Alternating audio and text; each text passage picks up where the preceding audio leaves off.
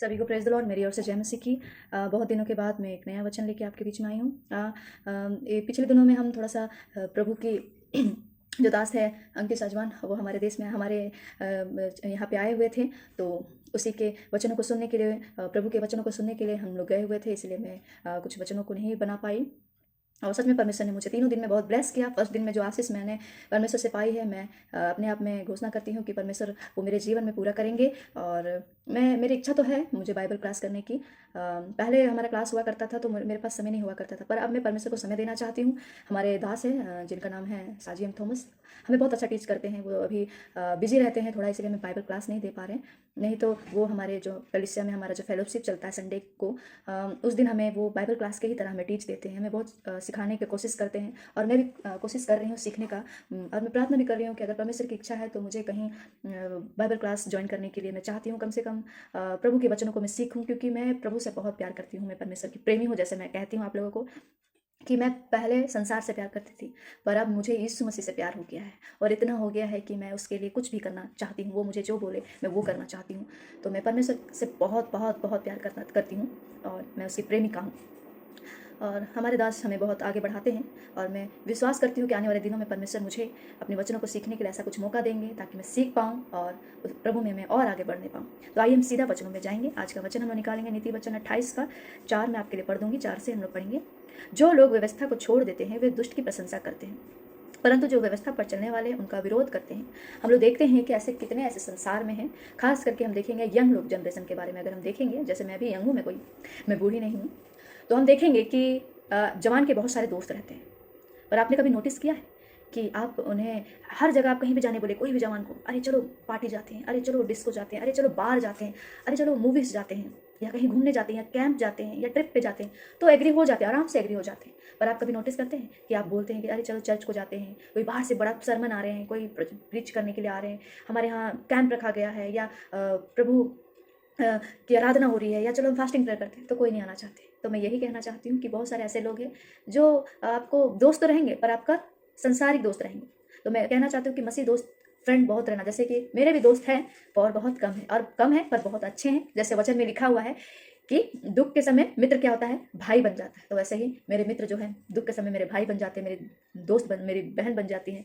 तो मैं यही कहना चाहती हूँ कि जो दुष्टता के चाल चलन चलते हैं उनके बहुत सारे दोस्त रहते हैं, पर जो धार्मिकता की बातों पर मन लगाते हैं, जो वचन को फॉलो करते हैं, जो जीसस को फॉलो करते हैं, उनके बहुत कम दोस्त रहते हैं। इसलिए मैं कहना चाहती हूँ, अगर फॉलो करना है तो आप इसी को फॉलो करें, ना कि संसार की बातों पर, ना कि इस संसार की व्यवस्था पर, जो कि इनका व्यवस्था ऐसा कहता है कि पार्टी करो, मूवीज़ जाओ, डांस करो, मूवीज़ देखो, यहाँ जाओ वहाँ जाओ, घूमने जाओ, ट्रिप करो। तो ये संसार की अभिलाषा है प्रियो। अच्छे दोस्त आपको कहेंगे कि प्रभु में आगे बढ़ो, वचन में आगे बढ़ो, अपनी जवानी को प्रभु के लिए इस्तेमाल करो, आपका अपने सृजनहार को कभी मत भूलो। मैं यही कहना चाहती हूँ कि उन पर विपत्ति तो पड़ती है जो है, पर वो क्या करते हैं, अपने दोस्तों पर डिपेंडेंट रहते हैं। अरे हमारे फैमिली ये कर लेंगे, हमारे फैमिली वो कर लेंगे, हमारा ये फैमिली है, हमारा वो फैमिली है, हमारे इतने पैसे वाले, हमारा घर ये है, हमारी वो ये है, मेरा जॉब ये है। मैं कहना चाहती हूँ, अपने पर आप भरोसा करोगे, अपने दोस्ती पर भरोसा करोगे, अपने पैसों पर भरोसा करोगे, अपने रिश्तेदार पर भरोसा करोगे, गिर जाओगे, कोई काम का नहीं है। पर अगर आप प्रभु पर भरोसा करोगे, प्रभु के वचनों पर चलोगे, उसकी आवाज़ों को सुनोगे, तो आपको वो परमेश्वर जो है, कितने भी परेशानी से क्यों ना घिरे, परमेश्वर आपको उठा के खड़ा करेगा, और परमेश्वर आपको एक अच्छे स्थानों पे ले जाएगा। तो मैं यही कहना चाहती हूँ कि अपने दोस्त आप केयरफुली चुनें।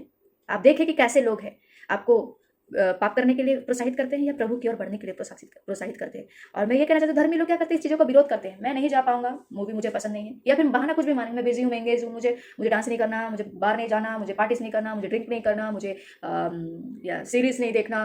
आजकल तो लोग पता है क्या करते हैं, अपने घर में ही ये हॉल बना चुके हैं। बहुत सारे लोग जमा होते हैं, पॉपकॉर्न खाते, खाना बनाते हैं, और क्या करते हैं, मूवीज़ देखते हैं। तो उन्हें कोई जरूरी नहीं है कि बाहर जाकर मूवीज़ देखना, अपने घर में ही। तो मैं ये कहना चाहती हूँ, उससे कोई अपने जीवन के लिए कोई लाभ नहीं है।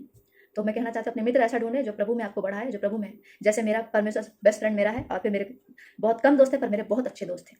दुख के समय मुझे मेरे भाई और बहन बन जाते हैं।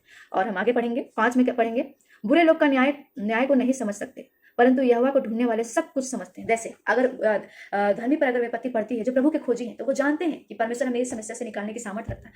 पर जैसे मैंने बताया था, कितने सारे ऐसे लोग जब उन पर दुख आती है, या कुछ कर्जे हैं, या कुछ भी ऐसी प्रॉब्लम आती है, तो अपने सबसे ऐसे लोगों को फोन लगाएंगे जिनके पास पैसा है, जिनके पास अच्छा जॉब है, जिनके पास सब है, या कुछ भी ऐसी परेशानी में वो करेंगे। पर ये नहीं कि हम परमेश्वर को ढूंढें, परमेश्वर से मांगे जैसे हम अगर देखेंगे कि आयु अपने दुख के समय में क्या किया, परमेश्वर से बना रहा। अपने मित्र से भी ज्यादा वो क्या किया, परमेश्वर पर बना रहा। उसके दोस्त भी थे पर वो परमेश्वर पर बना रहा। तो मैं यही कहना चाहती हूँ कि जो परमेश्वर को ढूंढते हैं वो कोई दुख से नहीं डरते हैं, कोई भी विपत्ति से नहीं डरते हैं। वो उस चीज से खड़े रहते हैं कि मेरा परमेश्वर मुझे वहां से निकालने की सामर्थ्य रखता है। इसलिए मैं कहना चाहती हूँ अगर ढूंढना है तो पैसे वाले को नहीं, धन दौलत वाले को नहीं, इंटेलिजेंस को नहीं, पर परमेश्वर को ढूंढे। परमेश्वर सारी चीजों का आपका सोल्यूशन निकालेगा।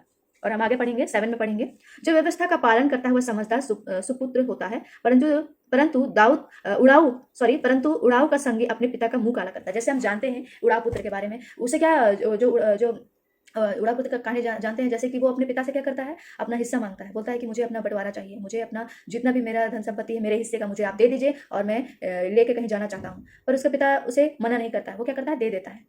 और वो क्या करता है, उसका बेटा जो उड़ा पुत्र रहता है वो चला जाता है और अपना सारा संपत्ति को अपनी अभिलाषा की भोग विलास में उड़ा देता है, अपना व्यभिचार में लगा देता है, सारा ड्रिंक करने में लगा देता है, संसार की अभिलाषा जितना भी नाना प्रकार के रहता है सारा कर लेता है, जुआ खेलने में, सब चीज करने में, अपना वैश्यगमन करने में, जो भी विचार करने में, सारे चीज में उड़ा देता है। लास्ट में क्या होता है, उसके पास कुछ नहीं बचता है। जब उसके पास पैसे खत्म हो जाते हैं तो लड़की भी छोड़ देती है उसको।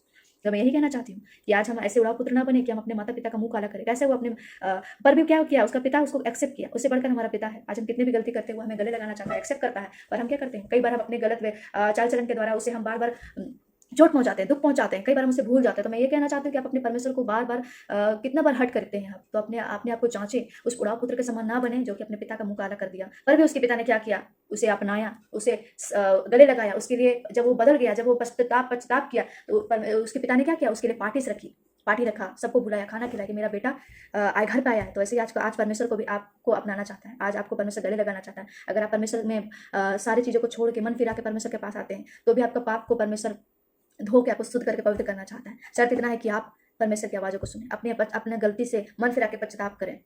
तो मैं यही कहना चाहती हूँ आप उस उड़ा पुत्र के समान ना बने जो भोग विलास की ओर बढ़ता गया और अपना सारा जो था धन दौलत उड़ा दिया। और हम आगे पढ़ेंगे 13 में 28 का, जो अपने अपराध को छिपा रखता है उसका कार्य कभी सफल नहीं होता। हाँ प्रियो, देखिए जो अपना पाप को छुपाए रखता है, हम जानते हैं, सबको लगता है, जैसे कि अगर हम देखेंगे कि कितने सारे ऐसे यंग लोग जो है अभी अपने पाप को छुपा के रखते हैं, अपने सोचते हैं कि हमें कोई नहीं देख रहा, हमें कोई नहीं बोल रहा है, तो हमें क्या कहते हैं अंदर, मतलब उनको लगता है कि हमें कोई नहीं बोलने वाला है। पर जब हम सब जानते हैं कि हमारा परमेश्वर हमें ऊपर से सब चीज़ देख रहा है। जैसे मैं एग्जाम्पल लेना चाहूँगी कि जब कैसे वो जो मरियम मगदलिनी थी, उसको परमेश्वर उसके बारे में सब कुछ बता देता है, तब उसका जीवन पूरा बदल जाता है। वो देखता है कि मतलब वो उसके सारे बातों को बोलता है कि तूने इतना पति कर चुकी है, पर भी तेरा कोई पति नहीं है, तू लिविंग रिलेशनशिप में है।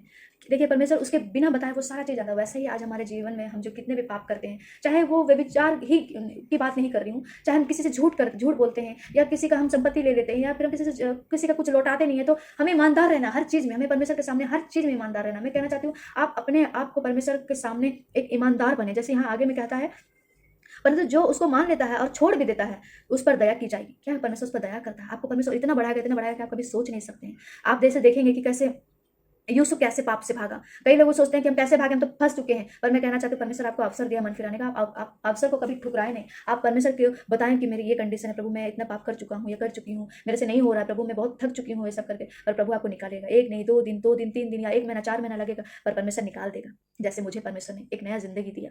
परमेश्वर कभी भी अपने लोगों को कभी अकेला नहीं छोड़ता है। मैं यही कहना चाहती हूँ कि आप परमेश्वर में बने रहें और उसके वचनों को माने, अपने जवानी को परमेश्वर के लिए इस्तेमाल करें। और कभी भी जो परमेश्वर नहीं चाहता है कि आप अपने अपराध को छिपा रखें, बल्कि सारे बातों को परमेश्वर से बोले, परमेश्वर मेरी अभिलाषा है ऐसे ऐसे, मैं देखती हूँ किसी को तो मेरा मन पिघल जाता है, मैं झूठ बोलती हूँ या किसी के बारे में बुरा बिचिंग करती हूँ, किसी के लिए चुगली करती हूँ, तो ये परमेश्वर को बताए प्रभु ये मेरी कमजोरी बन चुकी है। परमेश्वर उस कमजोरी से आपको निकालेगा। परमेश्वर इतनी सामर्थ रखता है कि आपको परमेश्वर फिर से दोबारा नया बनाने की सामर्थ रखता है।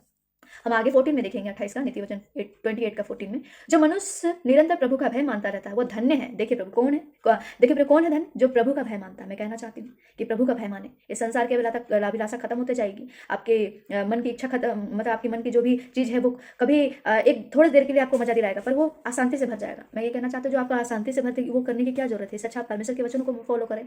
और यहाँ वचन में कहता है जो उसका भय मानता है वो धन्य है, परंतु जो अपना मन कठोर कर लेता है वह विपत्ति में पड़ता है। जैसे हम देखेंगे कि ये जो एक बाइबल में एक स्टोरी है, जो जिसको बाल काटने के लिए कभी नहीं कहा गया था, पर वो क्या करता है, अपने सारे राज दलाइला को बता देता है, और क्या करता है, अंत में उसका बाल को काट देते हैं तो सारा शक्ति खत्म हो जाता है। तो आप वैसे ही अपने जीवन को ऐसा ना करें। जैसे उसने अपने सारे राज को बता दिया और लास्ट में अंत में क्या किया, वो जो दलीला नाम की स्त्री थी उसका सारा राज को बता देती है, उसके सारा ताकत चला जाता है। अंत में क्या होता है, उसकी आँख फोड़ दी, उसे अंधा किया जाता है, वो ऐसा हो जाता है कि वो बेबस हो जाता है। पर इसीलिए मैं कहना चाहती हूँ अपनी जवानी को परमेश्वर के लिए इस्तेमाल करें। ऐसा दिन परमेश्वर को अवसर ना दे कि परमेश्वर आपको छोड़ दें। आपको परमेश्वर अपने आप को, मन को ऐसा कठोर ना करे कि परमेश्वर आप परमेश्वर की आवाज़ को ना सुन सके। जब परमेश्वर आपसे कहे कि बेटा ये गलत है, वो गलत है, आप अपने पाप के कारण कई बार क्या होते हैं, आप परमेश्वर की आवाज़ को नहीं सुन पाते।